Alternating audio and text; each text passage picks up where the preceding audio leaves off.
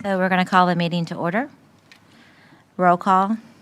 We're just missing Tom this evening. The rest of us are present at this time. Are there any corrections to the meeting minutes at this time? If not, can we get a motion to approve? I'd move approval of the February 15th, April 4th, April 18th, and May 16th minutes. I'll second. Wiped it all in. Is that very official to put them all together? Yeah. Okay, make sure we don't individually. Okay. Got a second? All in favor? Aye, okay. All right, we're moving on to my favorite word. So currently, next up is the public records procedures. Mr. Paul Schilling, looks like you're representing this. Madam Chair, yes, Sangeeta is here this evening to do the presentation. Oh, okay, sorry about that. No, that's okay. Welcome I'll sit with you. to our very friendly room.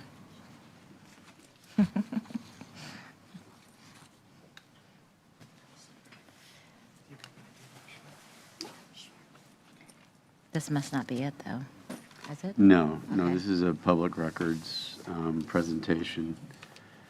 You're going to tell us how to handle the public. Got it. Your new email address. Yeah. How to get into it. Well, I don't know about that. That is also a mystery.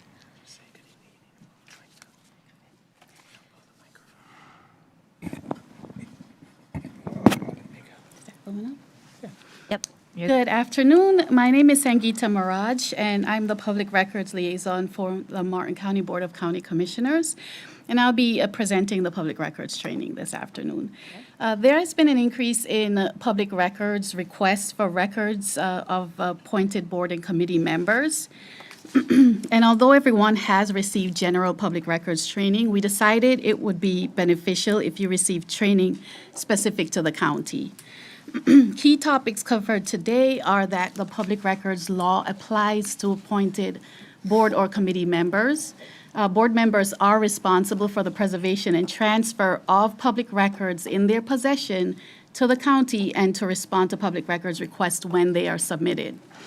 It is also important to know that records should be submitted to the county for saving, and you also need to know what can be deleted or destroyed and what you need to transfer. What's the difference between those records?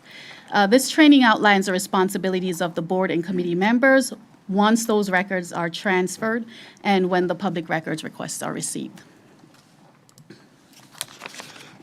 So what is a public record? So a public record is any record made in connection with a transaction of official county business, regardless of physical form, characteristic, or means of transmission. So this includes, but is not limited to, paper, letters, maps, books, tapes, photographs, videos, any kind of voice recordings, voicemails, text messages, emails, and social media posts.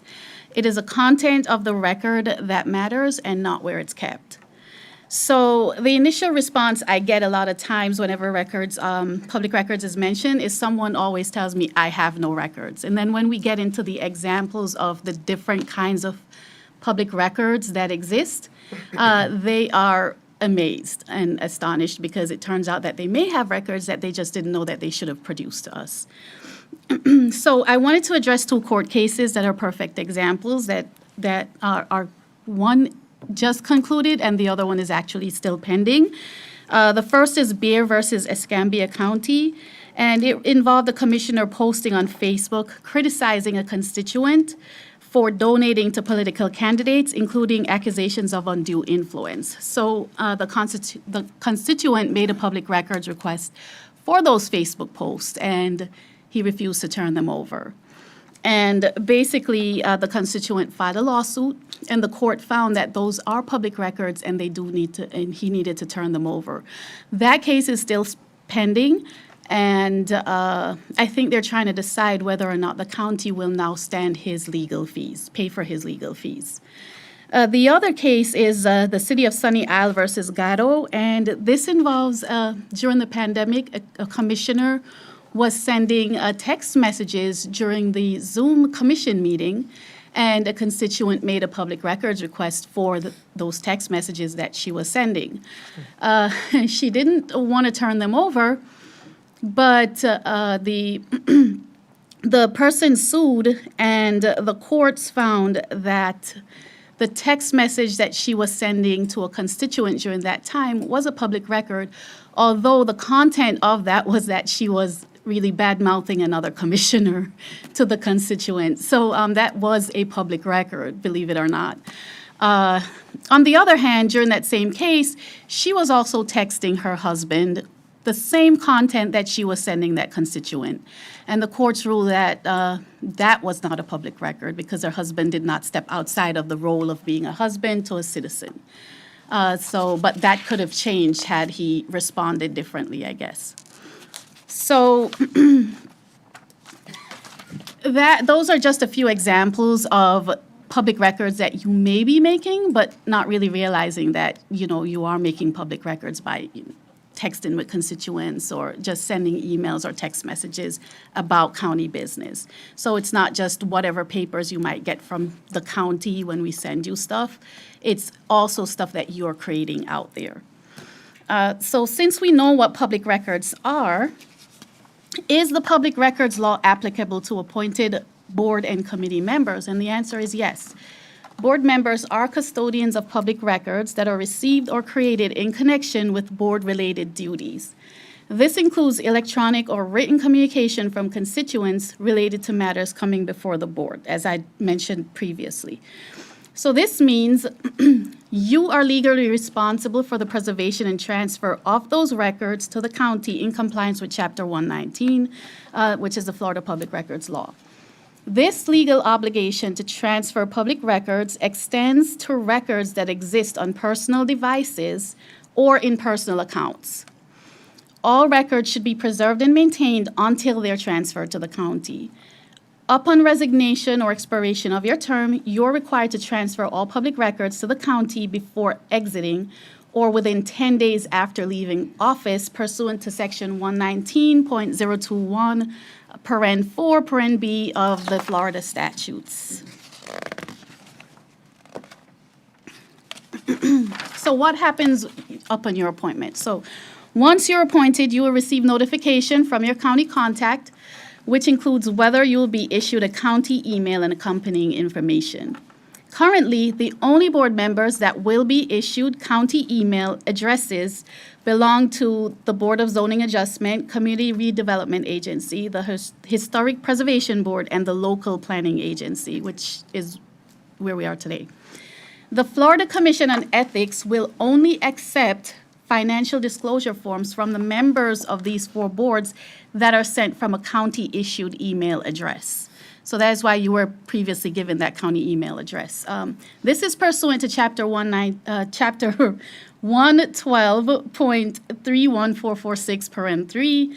The financial disclosure form is due by July 1st, 2024. I always miss that deadline. So after appointment, you are required to take the public records and sunshine training, which is what we're doing here with the public records training. Your county contact will schedule a training date and send an email or a meeting invite to confirm the appointment with a copy of the policy and procedure. I think you guys have already gotten the policy and procedure, if I'm not mistaken. After training is completed, you'll be provided the acknowledgement receipt form to complete and return to your county contact. I'm not sure if you guys have had a chance to do that yet. I've left a couple of forms with Rebecca if you haven't, so you can fill them out at the end of this. The form confirms that you have completed the county's public records class and are in receipt of the applicable public records policy and procedure. Please note that refusing to sign the acknowledgement form does not relieve you of your obligations pertaining to the public records process.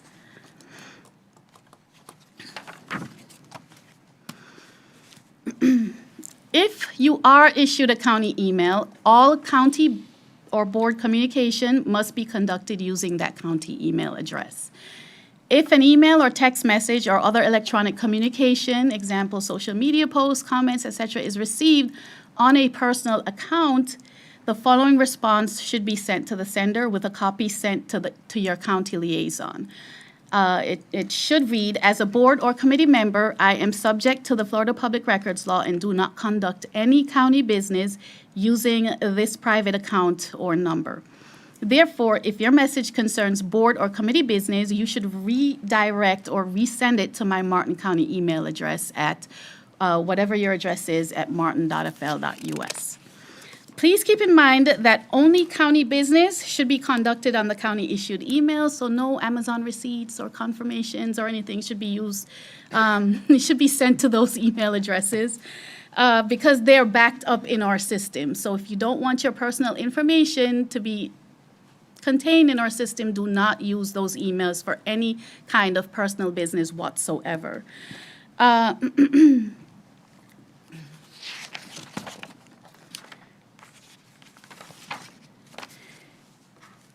How do we want you to transfer your records to the county? So records may be submitted to the county via email, in person, or via mail. So if you possess paper records or records on a CD or thumb drive, those records should be submitted to the county via U.S. mail, addressed to your county contact, or you may deliver the records to your contact in person. If it's via email, if it's electronic, you can forward them via email to your county contact and delete them from your personal devices or accounts once they're forwarded to us and it's saved. Some other examples of how we'd like you to transfer those messages to us. If it's a text message, you can take a screenshot of the conversation, forward it to your county contact via your email address, delete the conversation from your device, and then send the email and the sent email from your account. This may change in the future. There is currently a case in Manatee County where they are doing this, and a judge basically ruled that this was not enough because it was not capturing, a screenshot was not capturing the metadata and the subsequent times that the messages, the responses to the messages were sent, or sometimes who these messages are being sent to, from, or in between. So he said that a screenshot is not enough. We're waiting to see what will happen once the case is concluded. Videos. Download the video and forward to your county contact via email. Delete the video and email after it is sent, and place the video on a thumb drive or CD and mail or deliver it in person to your county contact. Social media posts, you can take a screenshot or a screen capture of the post along with all the comments, etc., forward to your county contact and delete the post once it's been forwarded. Email should be forwarded to your county contact and deleted from your personal accounts. If you choose to keep these records after they are forwarded, you will still be in possession of your county records, which will need to be produced when requested. Let me ask you, somebody sends me an email. I forward it to myself, to the county email address. Then I can delete it. You can forward it to your county email address, but you should also include your county contact on that so they can save it to the file. Because we all, and that is why we're requiring that you use your county email address. Once you forward it to your county email address, you can also just forward it to your contact because we've developed a filing system, so your records will be saved outside of the email system. So if they're asked for, we will be able to produce them. Because in the last meeting, I texted Nikki to see if she was coming. I was 2 minutes late. I got caught by the train. Transitory texts and emails would not have to be saved, but I think Sangita's going to go over that. How retroactively are you proposing? It's any records that you have in your possession right now. So, Because I've got 22 years of doing this. You got this, Jim. well, you have some work to do. What's your cell phone, Jim? So, I can have my computer. So are there records that are related to county business that are not considered a public record? And the answer is yes. Those are notes and rough drafts. So notes. Notes taken to jog your memory are not a public record and do not need to be turned over. They can be destroyed when no longer needed. Those are transitory. However, if you share those notes, then they become a public record and should be submitted to the county. So personal notes should not be kept where they're not easily accessible by anyone. And an example of personal notes, let's say you got a copy of the agenda and there's something coming up and you want to jot notes down, talking points, and you jotted everything down on a notepad and you came to the meeting and said what you have to say. Those are personal notes, so once you're done, you can toss those. There's no need to keep them. Unless you share them with somebody, then you would need to keep them and send them to your county contact. Rough drafts. Notes jotted down to create a draft of a document are not a public record. So drafts are a public record, but rough draft notes are not. I don't know if that's a tongue twister, but if you share those rough drafts, they become a public record and should be forwarded to the county for saving. They should also be kept where they are not accessible to anyone. Yeah. If we speak at a public forum, is the recording of that considered the public record of that, and therefore that constitutes our divulging of that? If we speak at a county commission meeting, for instance, That's captured. No, you wouldn't have to capture. We capture those. Yeah. yeah. It's videoed. So are there public records that do not need to be forwarded or preserved? And the answer is yes. These are called transitory messages, and the notes are an example of that. Well, not really, because notes are not a public record. Transitory messages are public record. But they're created primarily to communicate information of short-term value that is not intended to formalize or perpetuate knowledge, set policy, establish guidelines or procedures, certify a transaction, or become a receipt. What does all of this mean? I can give you an example. Meeting reminder emails or text messages, announcements of office events like holiday lunches, messages sent as an FYI, those do not need to be kept. They are transitory. So once the event has taken place, those can be deleted. So if you get a meeting reminder, hey, remember there's a meeting today, you can delete that once you've attended the meeting. Transitory records should be retained until they're obsolete, superseded, or the administrative value is lost. They should be deleted once the event they're referring to has passed, and they do not need to be forwarded to the county for saving. So maybe the 22 years, Yeah. You have a lot of those. I'm pretty sure that I don't. So now we're getting to public records requests. So public records requests can be made verbally, in person, or via telephone, or they may be submitted in writing via email or letter. But we cannot make it a requirement. We cannot say you need to put this in writing. They have the right to make it verbally, by phone, email, however. Any request for a record is a public records request, except if it is done pursuant to a separate statute. So if anyone makes a request to you for a copy or to inspect records relating to your duties on the board, please direct them to submit the request to your county contact, or they may submit a request directly to the county. Once a public records request is received, your county contact will reach out to you via email with a PEC form, and that's basically a personal electronic communication form. So on that form, it will ask, do you have any records in your personal devices or accounts? And if so, please search, gather them, and then fill out the PEC form and submit those records along with that form. If you've been turning over your records and you don't have anything in that interim, you can just fill out the form and say, I have no records. And that way we will keep track of who's responded and who has not responded to that public records request.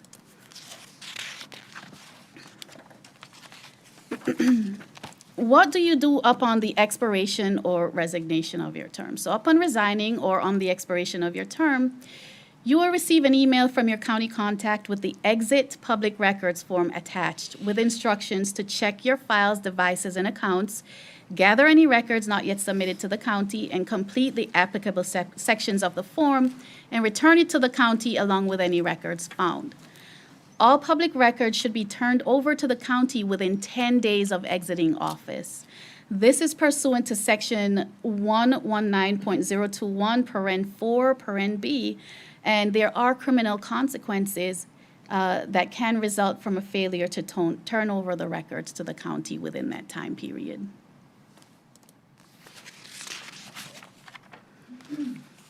So, what happens if you are found to have knowingly, purposefully, or maliciously violate the public records law? So failure to comply with the public records law may result in the county having a judgment entered against it for violating the public records law. In a civil action, in order to pay attorney's fees of the petitioner, there is no cap on attorney's fees. It can also result in your arrest for a misdemeanor charge, punishable by up to a year in prison, $1,000 fine, or both.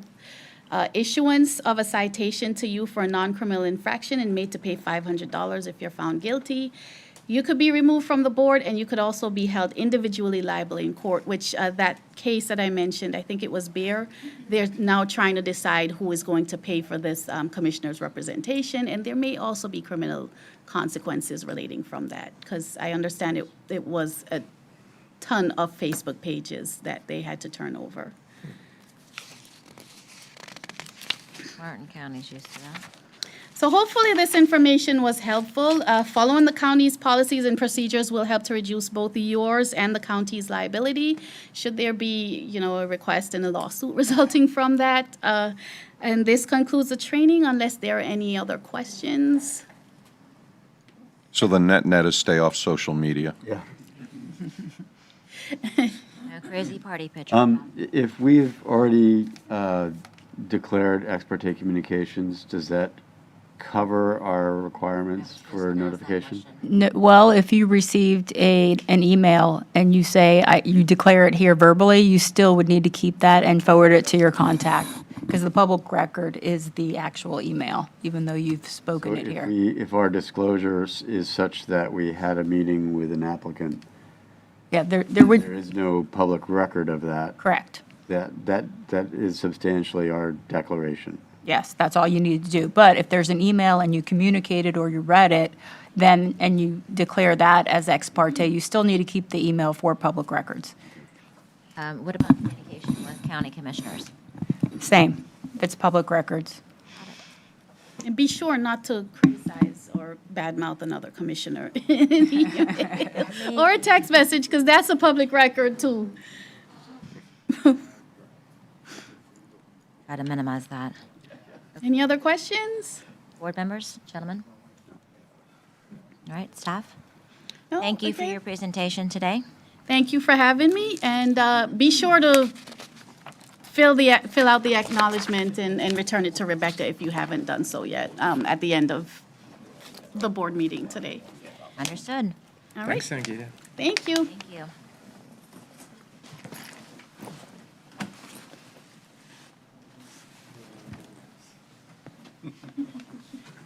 Are we doing it again? No, you just need to do it once.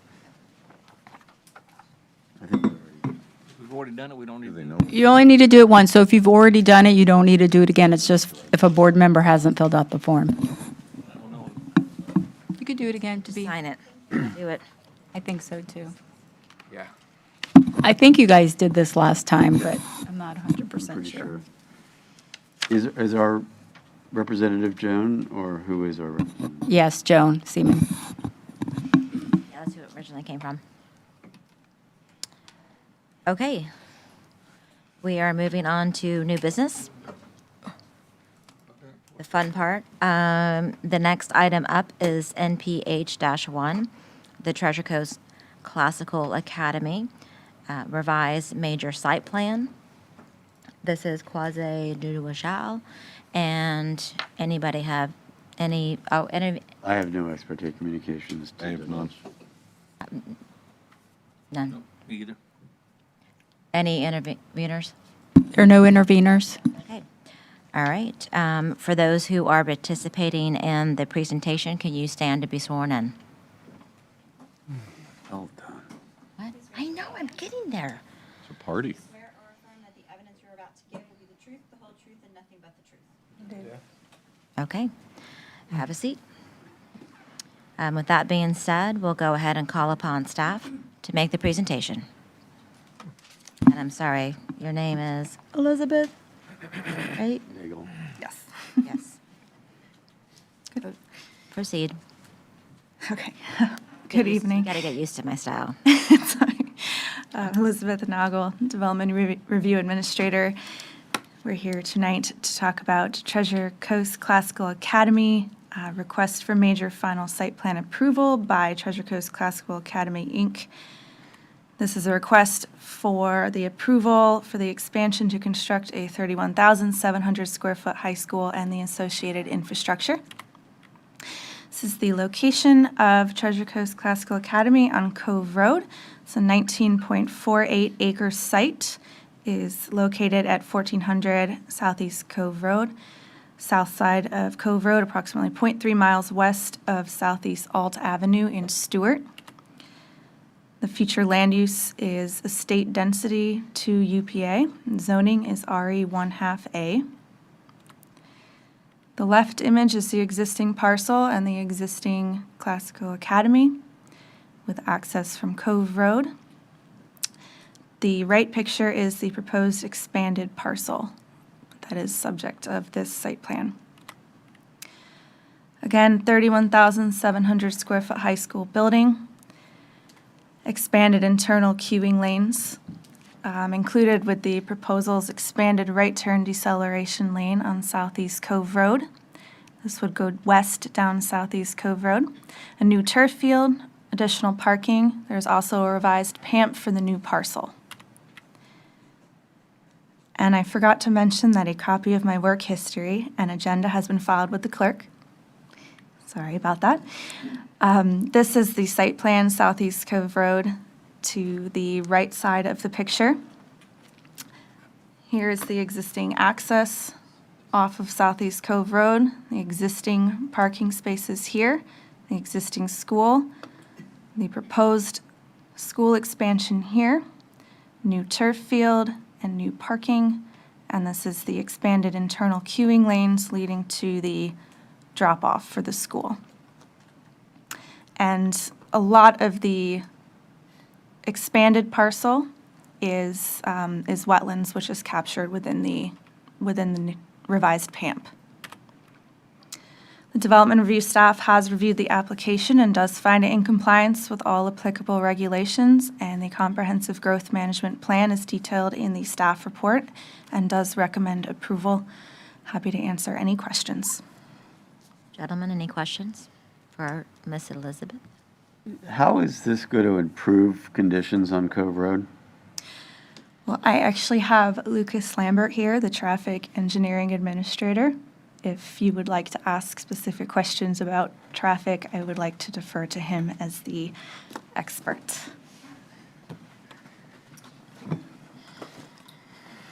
Good evening, Lucas Lambert, for the record, Traffic Engineer Administrator. So the applicant has submitted a traffic impact analysis as a part of their submission, and they are comply with all of the land development regulations that the board has. So if you were asking about specific conditions that they've shown in their traffic analysis they're going to mitigate, what we've observed is there is a long queue for the parents that are coming for drop-off and pickup operations, and we have watched it go all the way back nearly to Atlantic Ridge Road there, and that discussion was a huge part of getting them to revise their analysis, and so that's one of the mitigation techniques that they have committed to do with this project. Can you be more specific about what that mitigation technique is? Sure, it's getting cars that are queuing out on Cove Road off of the roadway and into the expanded right turn lane, eastbound right turn lane. Okay.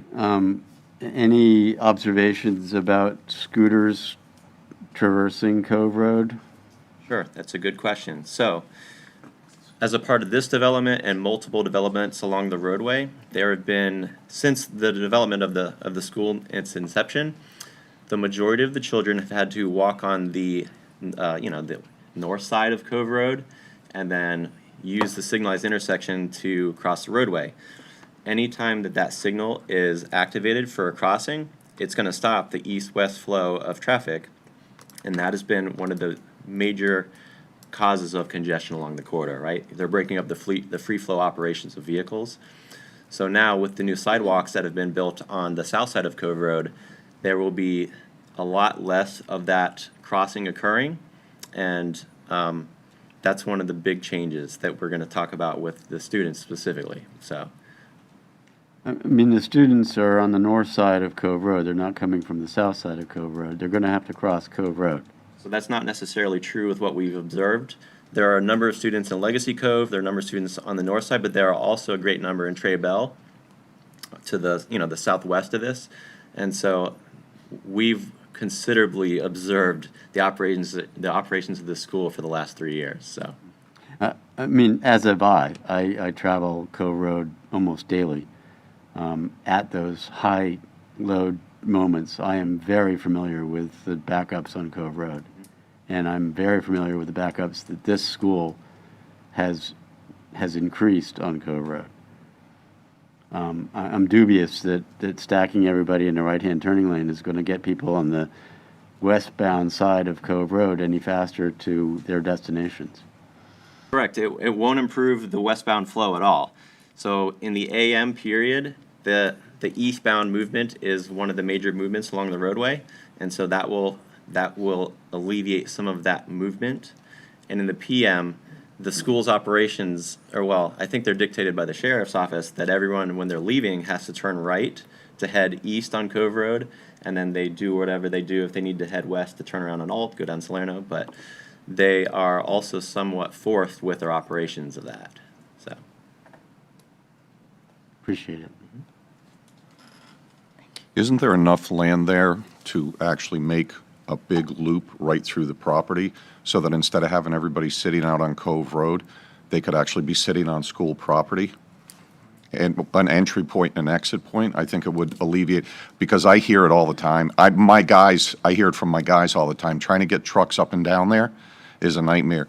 And in Legacy Cove, I'm sure you guys have heard, there's a lot of people that aren't happy about, parents are taking shortcuts, dropping their kids off, they're running through Legacy Cove, they're going everywhere on the properties. So I think some of these I believe the applicant will talk about some of these, but the access to the site is somewhat constrained, right? They have a single road in. With the school being built, we, required that they signalize that intersection for the safety of all to alleviate, the traffic on Cove Road as well as the parents and students leaving and arriving at the school.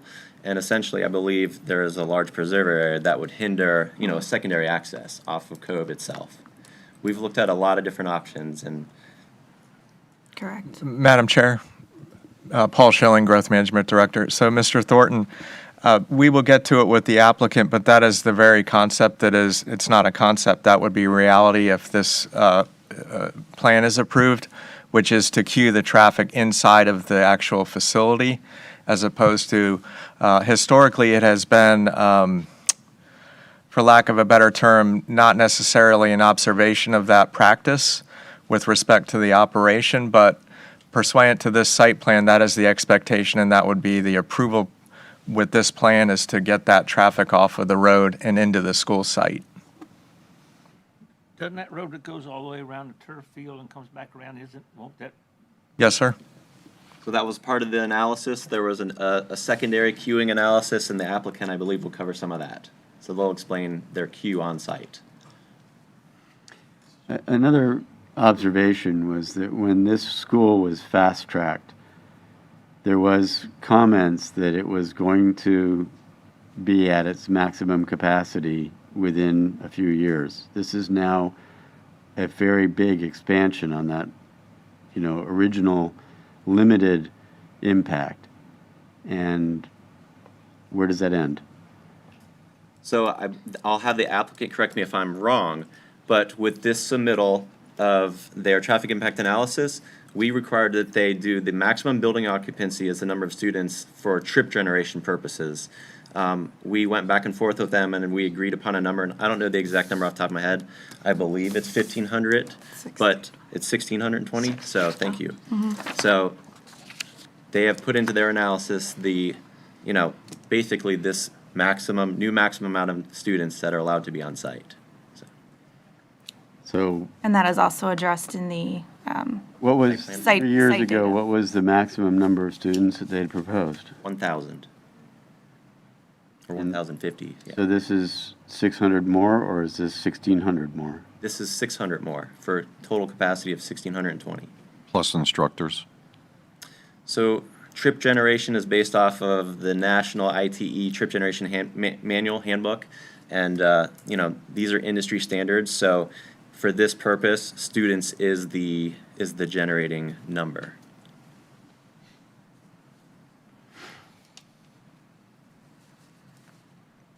Gentlemen, any other questions? I will defer for the applicant. Thank you very much.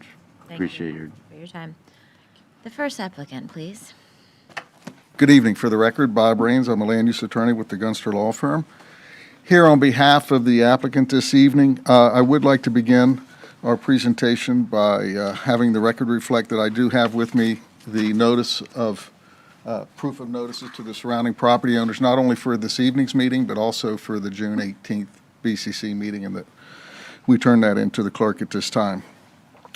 I'd like to just point out that what we're here with this evening is a by right situation. This isn't a PUD. This isn't a land use amendment. This isn't a rezoning. This is a final site plan approval by right. We have the correct land use. We have the correct zoning. We're not asking for relief from any kind of rules or regulations. So our job here this evening is to just show you that we meet all the rules and regulations and all the policies of the comprehensive plan and land development regulations. And we'll do that this evening.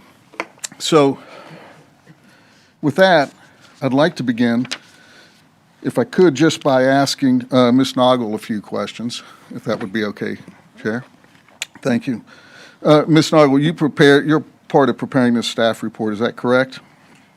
correct, I am the person that puts it together. Right, thank you. And then Section G in the staff report, which is, or excuse me, let's start with Section F. Determination of compliance with the Comprehensive Growth Management Plan requirements. Growth Management Department, that's a section you're responsible for determining if it's in compliance. Is that correct? Correct, once we have compliance findings from all other departments, that is when that section has a compliance finding. Thank you. And so in the staff report, it says, and I'm quoting, and you can correct me if I'm wrong, it says, "Staff has reviewed this application and finds that it complies with the LDR as detailed within the report. Staff recommends approval of this development application as consistent with the guidelines and standards of the applicable comprehensive plan, goals, objectives, policies as implemented in the LDRs." Is that a correct and fair statement? Correct. Okay. And then Section G is also your section that you're responsible for determining compliance, correct? Correct. And that one is determination of compliance with land use, site design standards, zoning, and procedural requirements, correct? Correct. And I'm reading again the statement in your staff report that says, "Staff has reviewed this application and finds that it complies with the LDRs as detailed within this report. Staff recommends approval of this development application as consistent with the guidelines and standards of applicable comprehensive plans, goals, objectives, policies as implemented in the LDRs." Is that a correct statement? Correct, yes. Thank you. I do have one question, or a couple of questions, I guess, for Mr. Lambert, if I could. Yeah, let's see. Mr. Lambert, you're responsible for Section K, which is the determination of compliance with transportation requirements. Is that correct? Yes. And in there, I see a statement, finding of compliance. The Traffic Division of the Public Works Department finds that this application is in compliance. Is that a correct statement? Yes. Thank you. So we have received and reviewed the staff report. There is an overall recommendation. I think you've heard from these two witnesses that we do meet all the rules and the requirements of the comprehensive plan. We meet all the rules and requirements of the LDRs. We meet the traffic compliance requirements. And again, this is a by right zoning, or by right site plan. That's what we're here for tonight. So at this time, I would like to have Mr. Jordan Haggerty come up with Kimberly Horn and make a short presentation, then I'll have a few more comments.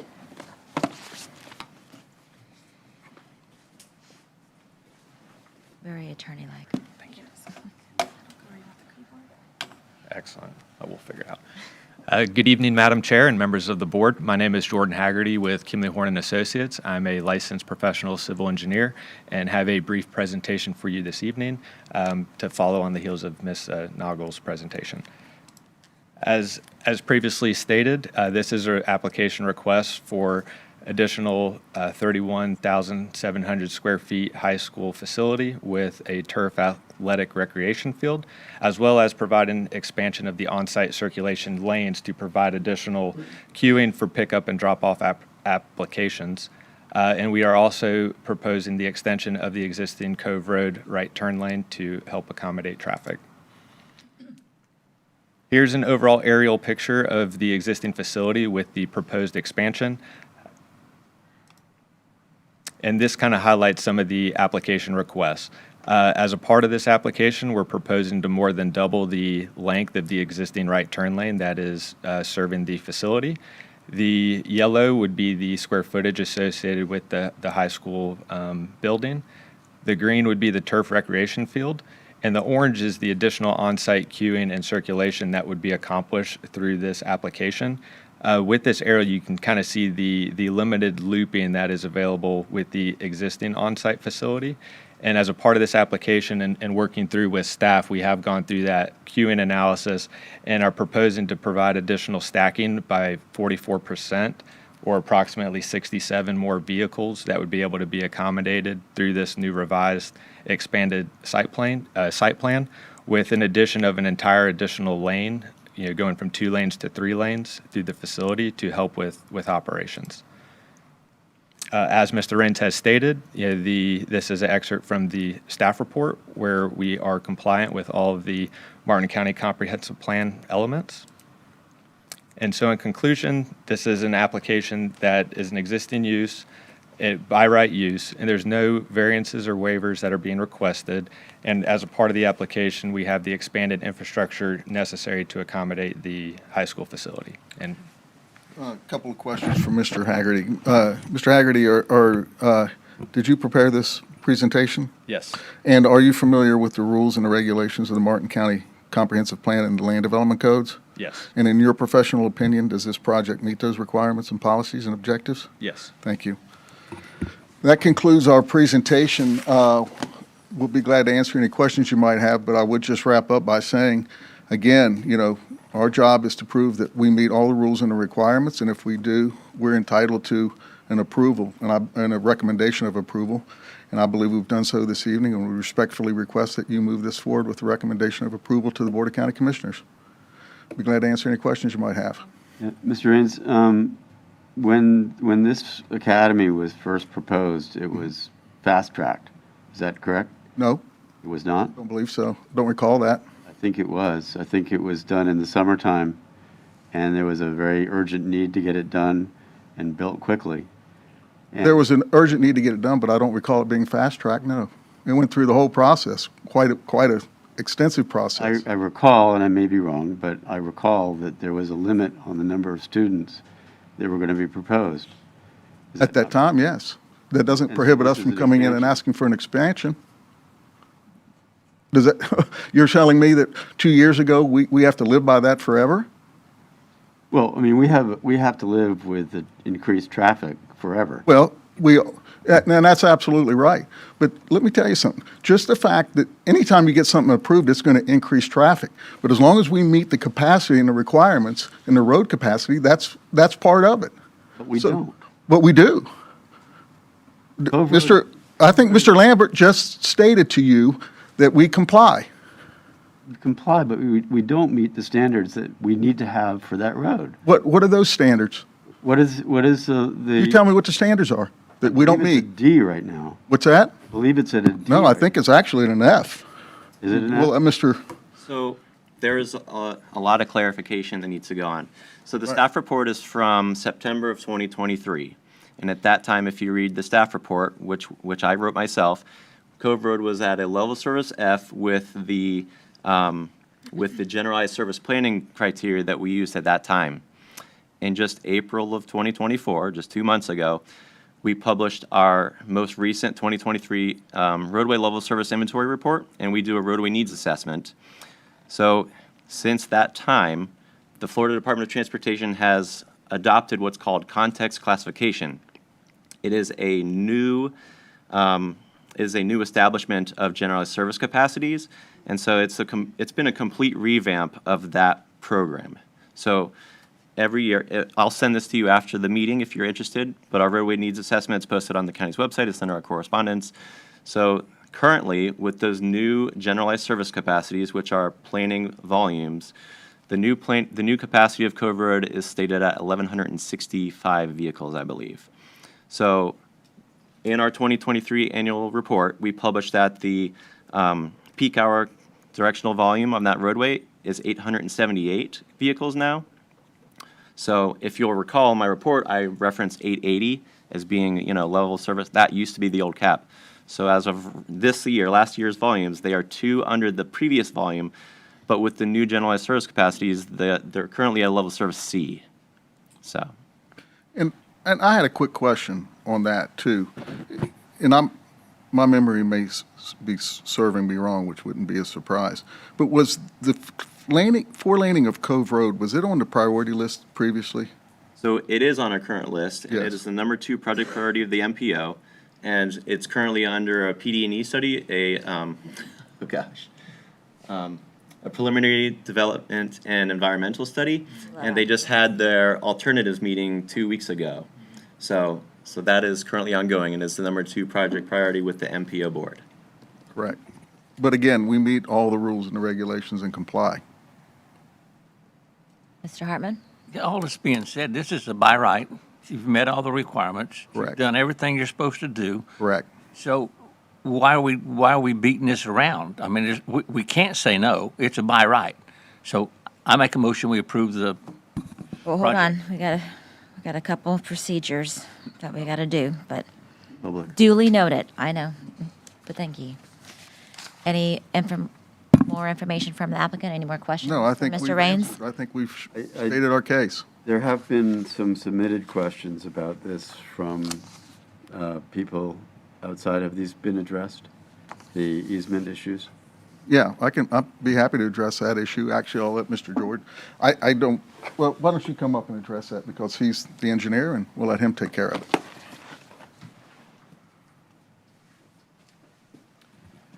Yeah, so as I understand, there's a citizen who may have concerns about existing public utility easements. Yes, if we can highlight, perfect. And this is an existing utility easement that has existed before they even purchased the property. We are not proposing any improvements or any utility work within this existing utility easement, and it is an easement granted to Martin County Utilities. Jen, may I answer your question? Any other Well, questions those on are that? Questions, I just want to No, I make know. sure Yeah, that they were no. addressed. Yep. Appreciate it. Okay. Thank you, Mr. Raines. I think Thank you. you're dismissed. Witnesses dismissed. That was tough. Whew. Members. It's like total attorney. Yeah, I'll get there. Got to deal with my style, Jim. You made me chair, so we got to do it. Do we have anybody from the public who would like to make any comments? I know you're looking at me. I don't have any forms. It's on the list. I have to ask. None taken? All right, we're going to move forward. Any comments additionally from the board?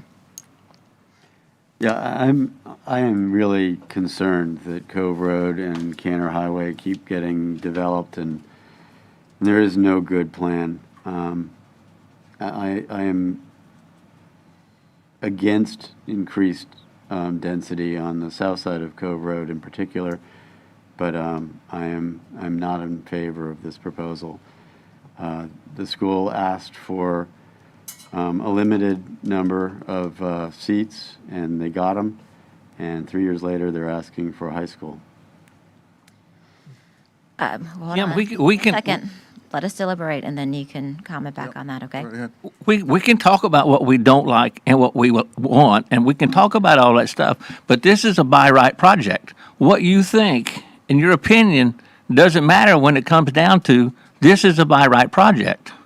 So what do we want to beat this thing around for all night?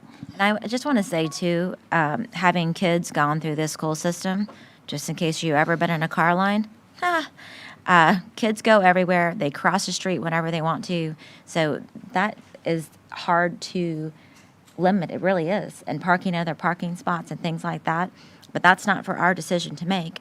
They're meeting these guidelines to bestly and, based on the regulations, they're meeting those guidelines. What we can do as a public, it's difficult. You have kids walking right across the street. You got scooters, you got bikes, you got all of it. Go in Jensen Beach High School car line. Welcome to that. And that backs up all the way onto US 1, to be honest with you. So I'm not trying to say that you need to go on Jensen Beach High School car line, but it happens. I've been there. I understand, and I've also been in the Martin County High School with family members and things like that. It's difficult, and anytime you have a school system anywhere in the county, it is very difficult to navigate traffic. All you got to do is patient and make your way through it.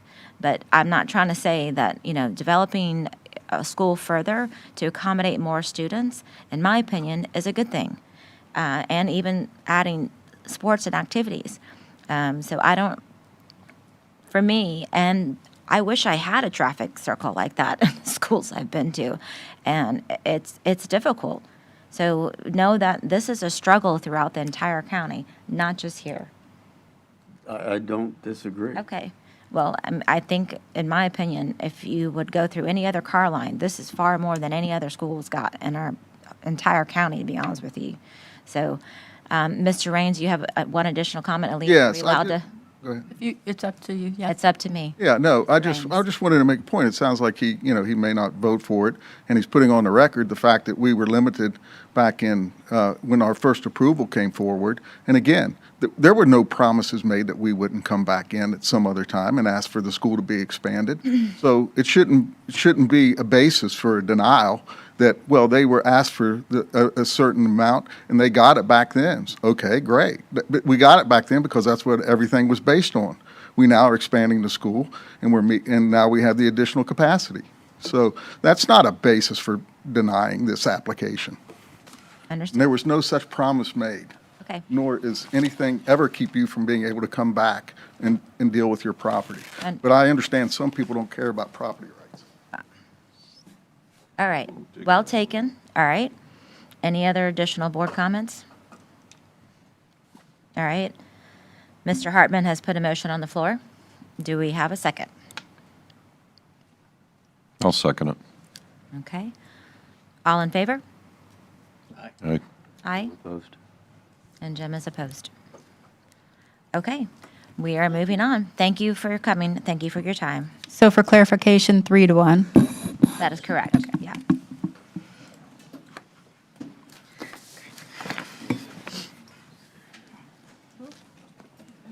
We're on to a QJ is what I'm going to start calling them.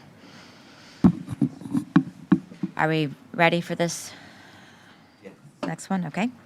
NPH-2, South Florida Gateway PUD, Second Amendment revised master plan. Do we have any ex parte? No. I do not. I have no expectation. No. Do we have any interveners? No interveners. Okay.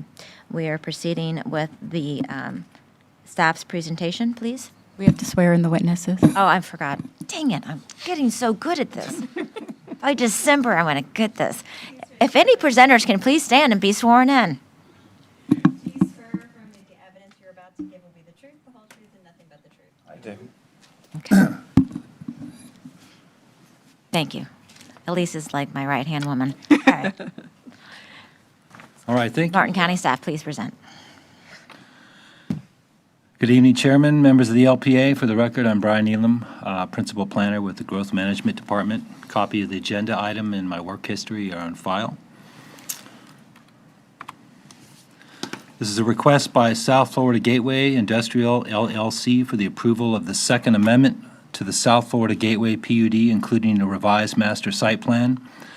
Included is the affidavit deferring public facilities reservation. This amendment proposes to rezone and incorporate approximately 32.26 acres with an existing A2 agricultural zoning into the existing 184-acre South Florida Gateway PUD. The subject site is located west of the Southwest Canner Highway, approximately .6 miles south of Southwest Canner Highway and Southwest 96th Street intersection in Stewart. Presently, the subject property, or the subject site proposed to be added to the South Florida Gateway PUD is consisting of approximately 32.25 acres, is part of a freestanding urban services district, and has an industrial future land use. Access and utility easements are in place to allow utilities and access to this 32-acre site by way of Southwest Gateway Place, which would have to occur in a future application. Development review staff have found the South Florida Gateway Industrial LLC application to comply with all applicable regulations in the Comprehensive Growth Management Plan as detailed in the staff report. And staff recommends approval of this application to rezone and incorporate approximately 32.25 acres with existing A2 agricultural zoning into the existing 184-acre South Florida Gateway PUD. That concludes the presentation. Be happy to answer any questions. Edelman? Yeah, this is 32 acres of what is currently A2 that is going to be rezoned as industrial, correct? It has a future land use of industrial. It's going to be rezoned to PUD, to be incorporated into the South Florida Gateway PUD. Okay. Can you go back to the site plan, please? So this freestanding urban service district is being served by which regional utility? Martin County, I believe. And so we've got capacity for advanced treatment for this facility and the proposed developments out west? This development here, what has occurred, this was approved, I believe, a couple years ago. The only thing that's happened here is there's been a swap of 32 acres. Originally, there was 250 acres, I believe, that was turned into industrial, and also 250 acres of freestanding urban services district.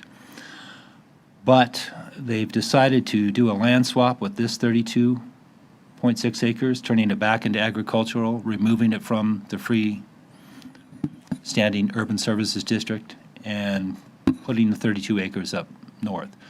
So there's no net change. What was originally approved is still the same area. And Elise Elder, Deputy County Attorney, this is just really a rezoning. There's no proposed development, so it depends what they're going to propose for us to determine what the capacity would be, I believe.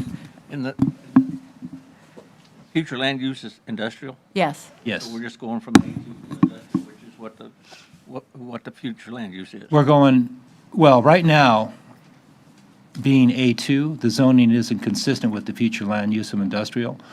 So typically, when this lot here was redone, comp planning put a zoning on it automatically. But because this zoning is going to go to PUD, all they did was change the future land use with their ordinance and text amendment. And we're doing the PUD, the rezoning here tonight, because that's what we do, development review. Understand. Any other questions, gentlemen? We'll hear from Morris. Okay.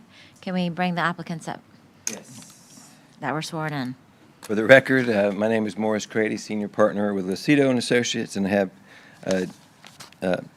Josh with me with Coulter Homes, and also Jordan Haggerty, our civil engineer, is in the audience. I have a brief presentation. Before that, got to turn in the return receipts for the notice to surrounding property owners. And I'll give you a little bit more background. I do agree with everything that Brian said in his presentation.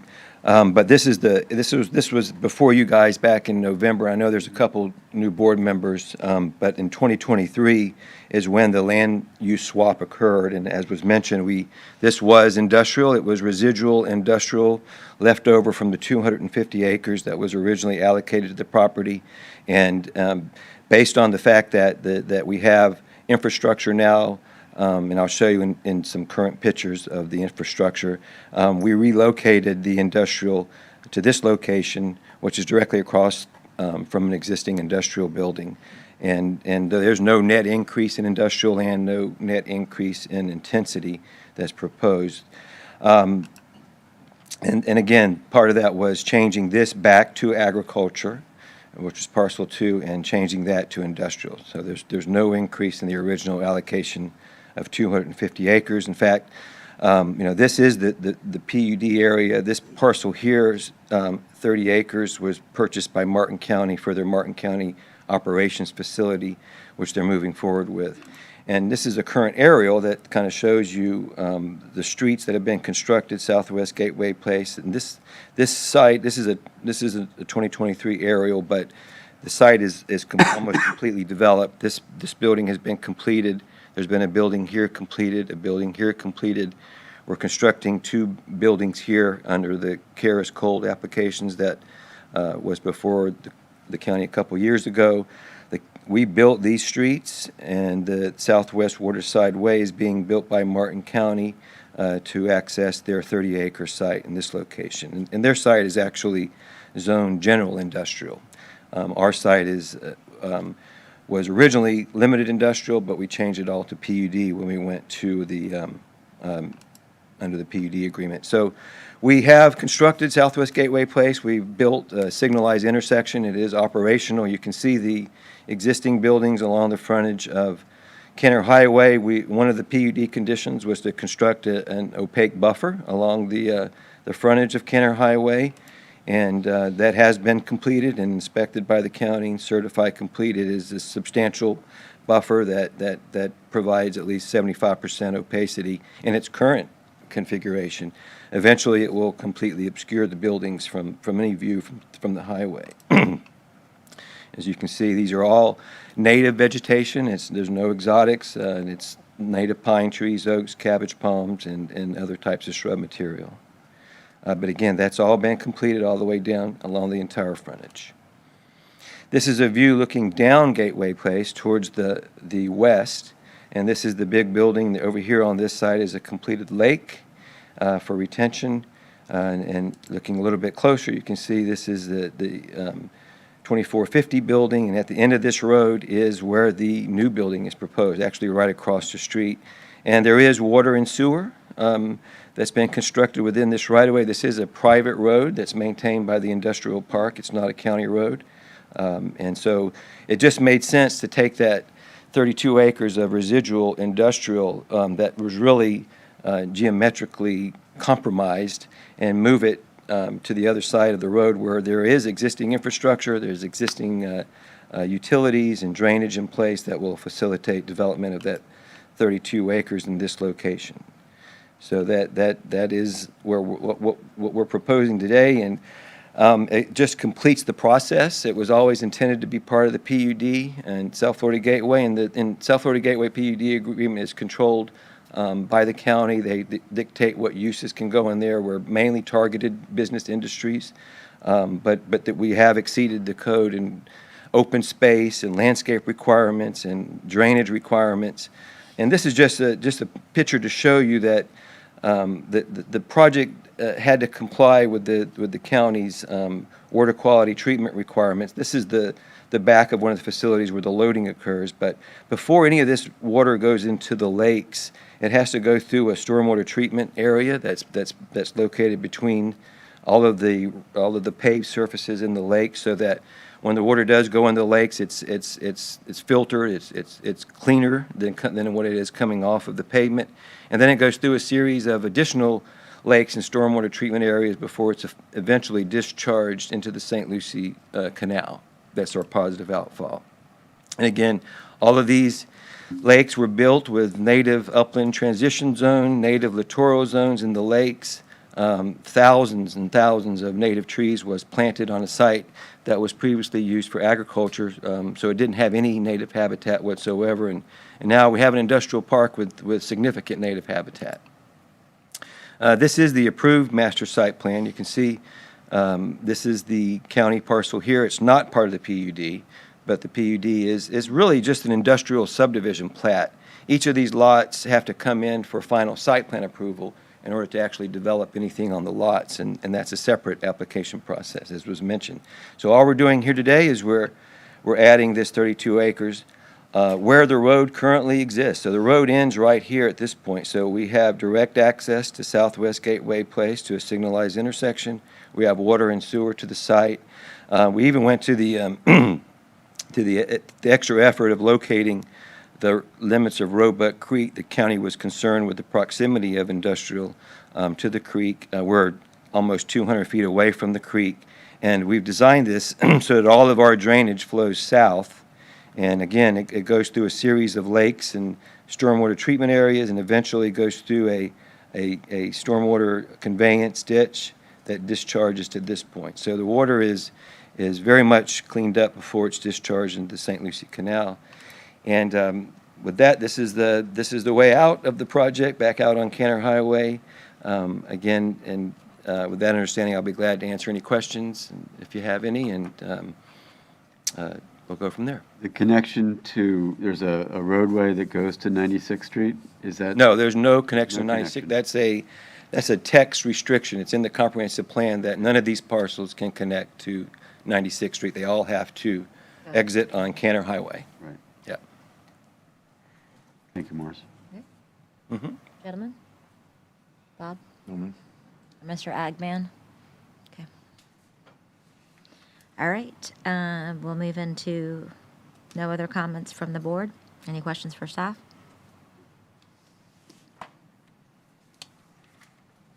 Wow, what's the most quiet you guys have ever been? Well, I mean, I will say that when this land swap came forward, I am dubious. I'm concerned about the other properties that are between the St. Lucie Canal and this. But I think this does make sense from an industrial perspective. It doesn't alleviate my concerns about what happens next, but we'll get to that when we get to that. I understand. Okay. Any public comment? Thank you. Elise is my whisperer. No public comment? Okay. Looking at you. Okay, no forms. All right. We are, any additional questions from the board? Okay. I move for staff's recommendation. Second? Okay. All in favor? Aye. Aye. Okay. Very much. Unanimously. Have a good evening. Gentlemen, that's all I feel like I say. Gentlemen. Good job. Nice work. I'm getting there. No, wait, I didn't But you still adjourn gave us a yet. couple laughs, which makes it worth it. Yeah. Don't ever get.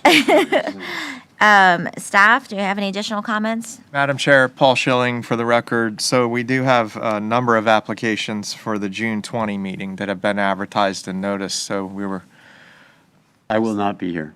okay, thank you. Can't you break them up where it doesn't go so long? Were you kidding? Yeah, so you don't, Welcome to the board. This is good. And I haven't even been on here a year. I'm sorry, Mr. Schilling, 20th? yes. I have it on my calendar already, so I'm good. I think the Cattlemen's Convention is that. I don't know. I'll have to double check. I do have to check with my email with Joan, right? Haven't been able to access it in the past 3 days for some reason. Same with me. Really, for The the same? password just, is it being? Yeah, I don't know, I got a new so- password today and it still didn't do it. Yeah, so Seaman will help with that. Okay. Or Rebecca. I'll let her know, I'll make a Yeah. note. maybe good presentation, this email thing. I guess my point is, we do have several applications that have been noticed and advertised for the 20th. I'm in. Bob, Yeah. Mr. Hartman? I won't be. Okay. Jim won't be. No, Correct. we don't know about Mr. Mr. Campagna, Tom. I believe, will be here. I'm not sure. I think I'll be. I appreciate it. Yeah. I'll be bringing paddlers from Bimini. We're gonna have a Harper family reunion that week. Nice. All right, further ado, let's go ahead and adjourn the meeting. Thank you. Thank you.